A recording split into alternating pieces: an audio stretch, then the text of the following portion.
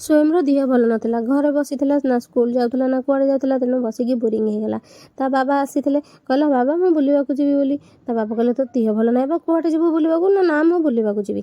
ସେଠୁ କହିଲା ହଉ ଏତେ ଦିନ ପରେ ତ କହୁଛି ଜିଦି, ମୁଁ ବି ଆସିନଥିଲି ଏତେ ଦିନ ହେଲା, ହଉ ସେ କହୁଛି ଯଦି ଚାଲ ବୁଲିକି ପଳେଇ ଆସିବା ଟିକେ ଆଉ। ନା ଆଚ୍ଛା କହ ତ ଏବେ କୁଆଡ଼େ ଯିବୁ? ନା ମୁଁ ଯିବି ବାଘ ଭାଲୁ ଦେଖିବାକୁ।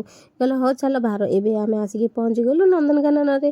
ବସିକି ଗାଡ଼ି ପାର୍କିଂ କରିଦେଲୁ। ଗାଡ଼ି ପାର୍କିଂ କରି ସାରିକି ସେଠୁ ଅଳ୍ପ ବାଟ ଥିଲା ଚାଲିକି ଯିବା ପାଇଁ। ତେଣୁ ଆମେ ଯାଉଛୁ ଚାଲି ଚାଲି, ଏପଟେ ବାପା ପୁଅଙ୍କର ମସ୍ତି ଟିକେ ଚାଲିଛି। ଏବେ ମେନ୍ ଜାଗାରେ ଆମେ ପହଞ୍ଚି ଯାଇଥିଲୁ। ତା ପୂର୍ବରୁ ଦିଦି ହଙ୍କା ଆଗୁଆ ପହଞ୍ଚି ଯାଇଥିଲେ, ପହଞ୍ଚିକି ଟିକେଟ୍ କରିଦେଇଥିଲେ। ତେଣୁ ଆମେ ପଛରେ ରହି ରହି ଆସୁଥିଲୁ, କାହିଁକିନା ସୋନୁ ଟିକେ ଦିହ ଭଲ ନଥିଲା। ଓହୋ ଭାଇ ମୋର ଥକି ପଡ଼ିବୁ, ଏବେ ଟିକେ ବସି ପଡ଼ିବୁ। ଭାଇ ଏବେ ଟିକେ ମ୍ୟାପ୍ ଦେଖି ଆମେ ବୁଲିବାକୁ ଯିବା, କୁଆଡ଼େ କୁଆଡ଼େ କେମିତି ଯିବା। ଭାଇ ଦେଖିଲୁ ଗୋଟେ ଗୁଣ୍ଡୁଚି ମୂଷା ଅଛନ୍ତି, ତାକୁ ଭୋକ ଲାଗିଲାଣି। ଚାଲୁନୁ ବାବା ଯୋଉ ବାଦାମ ଦେଇଥିଲେ, ଚାଲ ତାଙ୍କୁ 2 ଜଣଙ୍କୁ ଦେଇଦେବା ଖାଇବାକୁ ଦେଇକି ଆମେ ଆସିକି ଆମେ ତାପରେ ଆମେ ବୁଲିବାକୁ ଯିବା ହେଲା। କାହାକୁ କହିବୁ ଆମେ ଦେଇଛୁ ବୋଲି। ଟିକେଟ୍ କାଉଣ୍ଟରରେ ଟିକେଟ୍ ଦେଖେଇଦେଲୁ। ଦେଖେଇ ଦେଇକି ଆମେ ଏବେ ସମସ୍ତେ ବାହାରକୁ ବାହାରି ଆସିଲୁ। ତେଣୁ ଏବେ ଡିସାଇଡ଼୍ କଲୁ ଛିଡ଼ା ହେଇକି ଆଗ କେଉଁ ପଟକୁ ଯିବା।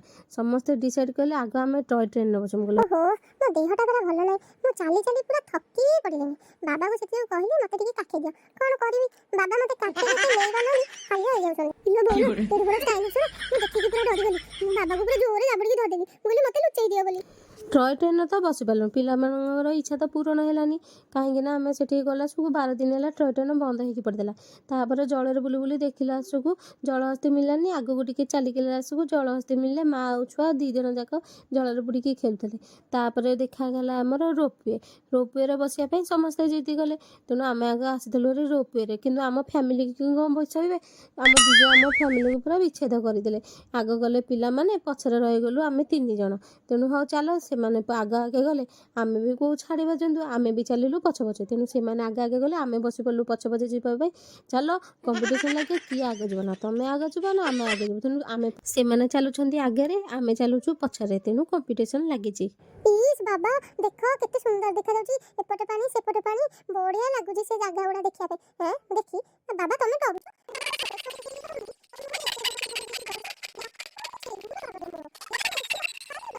ବାବା ମୋତେ ଦେଖିଲ, ମୁଁ ତମକୁ ଛାଡ଼ିକି ଏକୁଟିଆ ବସୁଛି, ମୋତେ ଡର ଲାଗୁନି? ତମକୁ ଡର ଲାଗୁଛି? ଦେଖିଲ ଏପଟେ ଦେଖ। କିଲୋ ବୋଉଲୋ ବାବା ମୋତେ ଡାଇନୋସର ଗୋଡ଼ ଉପରେ ବସେଇଥିଲେ। ଏ ବୋପା ମା ଜଲ୍ଦି ଏଠୁ ଖସିକି ପଳଉଛି, ନହେଲେ ମୋତେ ଡାଇନୋସର ନେଇଯିବ।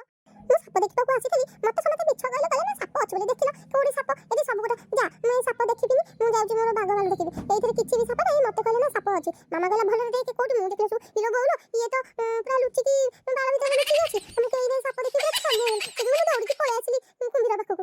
ମୁଁ ତାପରେ କୁମ୍ଭୀର ଦେଖିଦେଲି, କୁମ୍ଭୀର ଶୋଇଥିଲା। ମୁଁ ତାକୁ କହିଲି କୁମ୍ଭୀର ଭାଇ ଉଠୁନୁ ଟିକେ। ମୁଁ ଯେତେବେଳେ କୁମ୍ଭୀର ଭାଇ କହିଲି, ମୁଁ ଆଉ ଗୋଟେ କୁମ୍ଭୀର ପାଖକୁ ଯାଇଥିଲି। ଦେଖିଲା ବେସିକି ସେ କୁମ୍ଭୀର 2ଟା ଶୋଇଛନ୍ତି, 1 2 3। ସେ ତାପରେ ଶୋଇପଡ଼ିଛି, ସେ ତାପରେ ଶୋଇଛି। ଯେତେ ଡାକିଲି ମୋ କଥା ଶୁଣିନି। ଏରା ସବୁ ଗଧିଆ କୁମ୍ଭୀର ଗୁଡ଼ା, ଖାଲି ଖାଉଛନ୍ତି ଆଉ ଶୋଉଛନ୍ତି। ଗଧିଆ କୋଉଠି ତାର? ମୁଁ କେତେ କୁମ୍ଭୀର ଦେଖିବି କହୁନ? ସେ ଯୋଗୁ କହିଲି ମୁଁ ଆଉ କୁମ୍ଭୀର ଦେଖେଇବିନି, ମୋତେ ନେଇକି ଆଗ ଜିରାଫ ଦେଖା, ତାପରେ ମୁଁ ବାଘ ଦେଖେଇବି, ତାପରେ ଭାଲୁ ଦେଖେଇବି। ଏତେ ବାଟ ଚାଲିକି ଆସି ସାରିଲା ପରେ, ମାନେ ଏତେ ଗୁଡ଼ିଏ ବାଟ, କାହିଁକି ସ୍ୱୟଂର ତ ଦେହ ଭଲ ନାହିଁ, ସେଥିଯୋଗୁଁ ସେ କାଖ ହେଇ ହେଇ ଆସିଲା। କହିଲା ନା ମୁଁ ଜମା ବି ଚାଲିବିନି। ତେଣୁ ତା ବାବା ତାକୁ କାଖେଇ କାଖେଇ ନେଇକି ଆସିଲେ।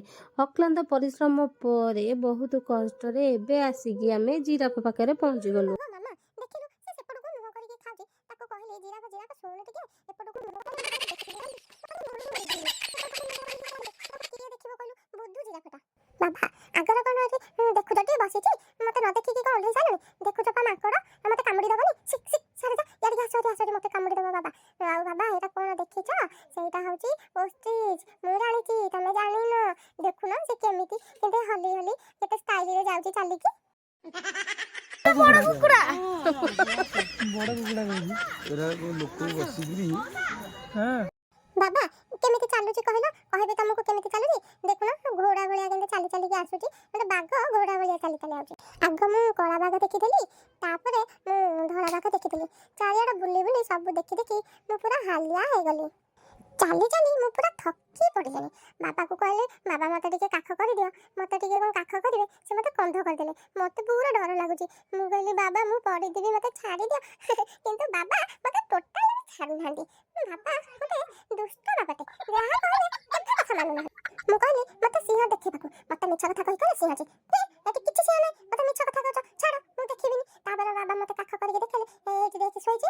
ମୁଁ ଦେଖିଲି ଏଇଠି ଶୋଇଛି, ନା ହଁ ଏଇଠି ଶୋଇଛି। ଦେଖିଲା ବେସିକି ସେଇଟା ଗୋଟେ ସିଂହ ନୁହଁ, ଦେଖିଲା ବେଶିକି ସେଇଟା ଗୋଟେ କୁକୁର ଶୋଇଛି ମତେ ମିଛ କଥା କହିକି ଠକି ଦେଲେ। ଚାରିଆଡ଼ ବୁଲାବୁଲି କରିସାରିଲା ପରେ ତେଣୁ ସମସ୍ତେ ଆମେ ଥକି ପଡ଼ିଥିଲୁ। ତାପରେ ସବୁ ଗୋଟେ ଥକାପନ ଦୂର କରିବା ପାଇଁ ସମସ୍ତେ ବସିକି ଚା ପିଇଥିଲୁ। ଚା ପିଇ ସାରିଲା ପରେ ତାପରେ ଆମେ ଘରକୁ ଆସିଥିଲୁ। ଯଦି ଆମ ଫ୍ୟାମିଲି ବ୍ଲଗ୍ ଆପଣମାନଙ୍କୁ ଭଲ ଲାଗୁଥାଏ ପ୍ଲିଜ୍ ଫଲୋ କରିବାକୁ ଜମା ବି ଭୁଲିବେନି। ଜୟ ଜଗନ୍ନାଥ।